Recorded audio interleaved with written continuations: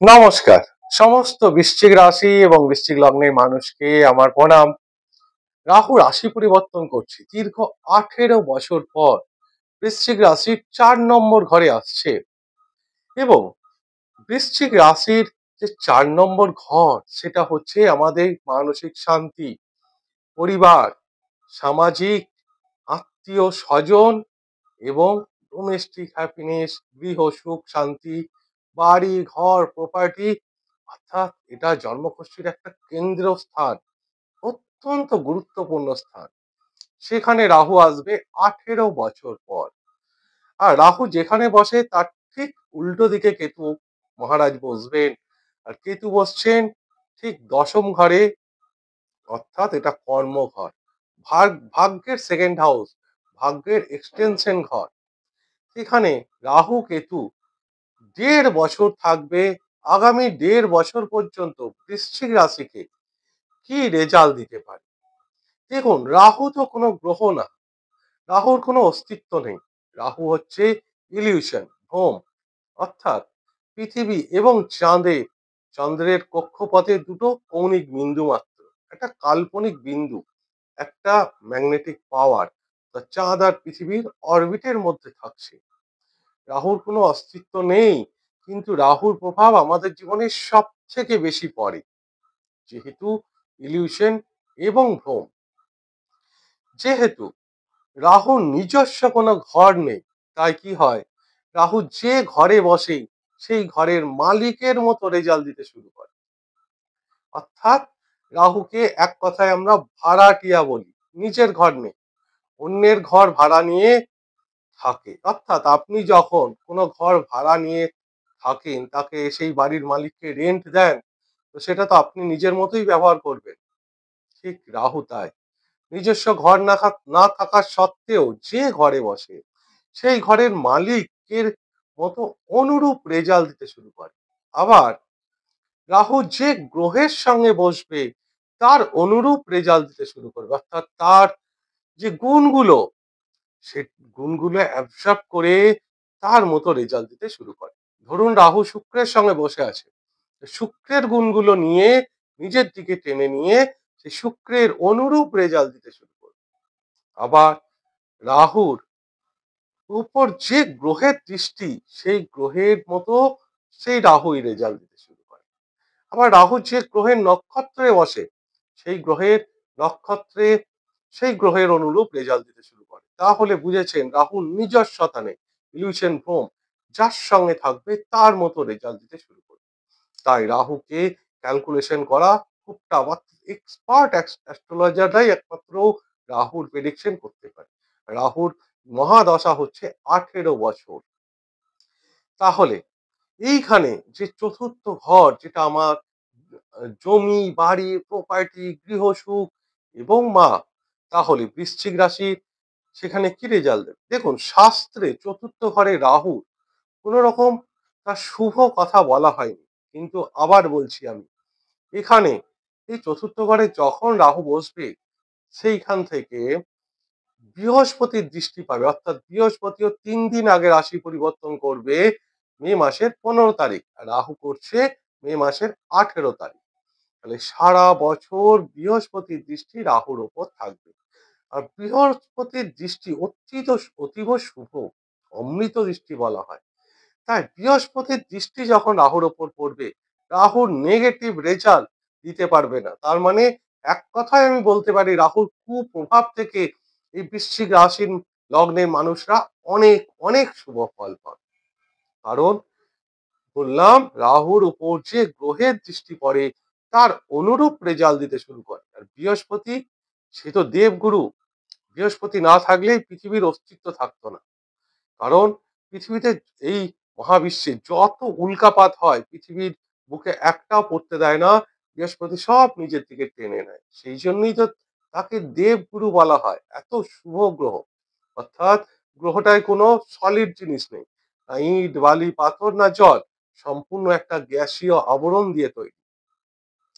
সেই বৃহস্পতির দৃষ্টি থাকার ফলে রাহু এখানে অত্যন্ত শুভ ফল না দিলেও যথেষ্ট শুভ পরিণাম দেবে।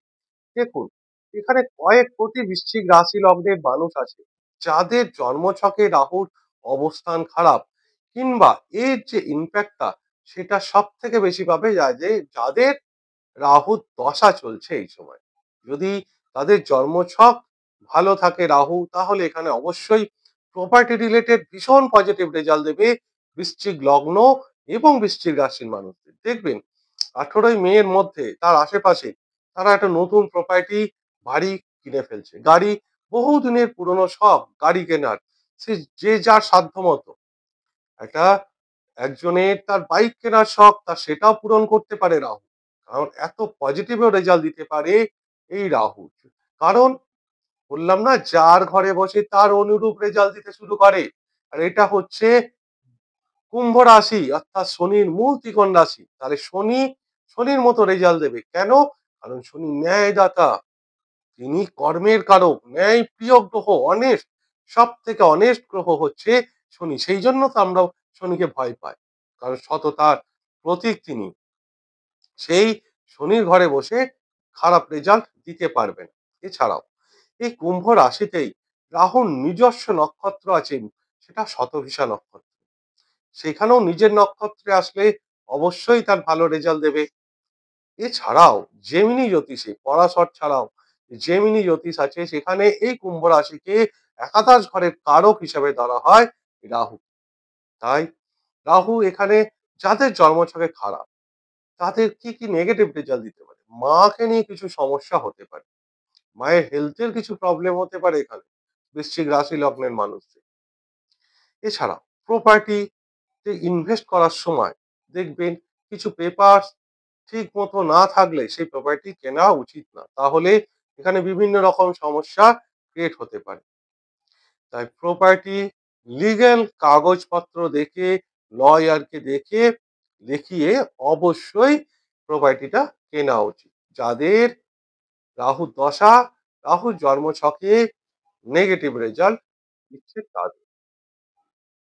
এছাড়া রাহু এখানে সরাসরি দশম ঘর, অষ্টম ঘর এবং 12 নম্বর ঘরে, এই চতুর্থ ঘরে বসে দৃষ্টি দেবে।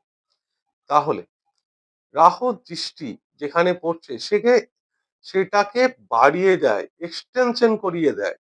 যদি সেটা শুভ অবস্থানে থাকে তাহলে তার শুভত্বটা বাড়িয়ে দেবে, আর যদি সেটা অশুভ অবস্থানে থাকে অশুভটাও বাড়িয়ে দেবে। এখানে ডিপেন্ড করছে সম্পূর্ণ আপনার দশা, আপনার জন্মছক। তবু রাহুর যে দ্বাদশ দৃষ্টি সেটা একটু নেগেটিভ, সেটা অ্যাডিকশনের জন্য, যারা অ্যাডিক্টেড, বিভিন্ন নেশাগ্রস্ত, তাদের জন্য নেগেটিভ। কিন্তু এই 12 নম্বর ঘরে রাহু বিদেশ সংক্রান্ত সমস্ত পজিটিভিটি দেয়। বিদেশে ইনকাম, বিদেশে চাকরি, বিদেশে পড়াশোনা এবং বিদেশ থেকে অর্থ আগমন। তাই বিদেশ সংক্রান্ত সমস্ত পজিটিভ রেজাল্ট কিন্তু এখানে দেবে। রাহুর আরেকটা দৃষ্টি পড়বে অষ্টম ঘর, সেটা ইনহেরিটেন্সের ঘর, পৈতৃক সম্পত্তি এবং বিশেষ করে শ্বশুর বাড়ির ঘর। তাই যে সমস্ত, বিশেষ করে আপনার বৃশ্চিক রাশি লগ্নের মহিলারা আছেন, তাদের শ্বশুর বাড়ির সঙ্গে এই সময় সম্পর্কটা একটু আপস এন্ড ডাউন হতে পারে, ভুল বোঝাবুঝি, এটা দূরত্ব বাড়তে পারে, মানসিক দূরত্ব, সেটা ইনলস এর সঙ্গে বাড়তে পারে। তাদের যাদের রাহু খারাপ, সবার জন্য না। কেতু মহারাজ দশমে আসবে, এই কেতুকেও দশমে শুভ বলে ধরা হয় না। কর্মের ঘরে কেতু খুব একটা পজিটিভ রেজাল্ট দেয় না, সেটা শাস্ত্রে বলছে। কিন্তু কেতুর কেতু হচ্ছে স্পিরিচুয়ালের গ্রহ, আধ্যাত্মিকতা, মোক্ষ লাভের গ্রহ। সে সে ডিটাচমেন্ট করায় সবকিছুতে। তার মধ্যে যার কেতু প্রবল থাকে, সে কি করে, তার মধ্যে পার্থিব জিনিসগুলোকে তার মধ্যে বেশি আকর্ষণ থাকে না। সে সমাজে থেকেও সমাজে এ, অনেক বেশি ইন্ট্রোভার্ট হয়েছে, নিজেকে গুটিয়ে রাখে। সে তার যে কামনা বাসনাগুলো, সেগুলো কিন্তু অনেক কম হয়ে যায় কেতুর প্রবল ব্যক্তিদের। কেতু আসবে সিংহ রাশিতে, সূর্যের রাশিতে, আর সূর্য একটা রাশিতে মাত্র 1 মাস করে করে থাকে।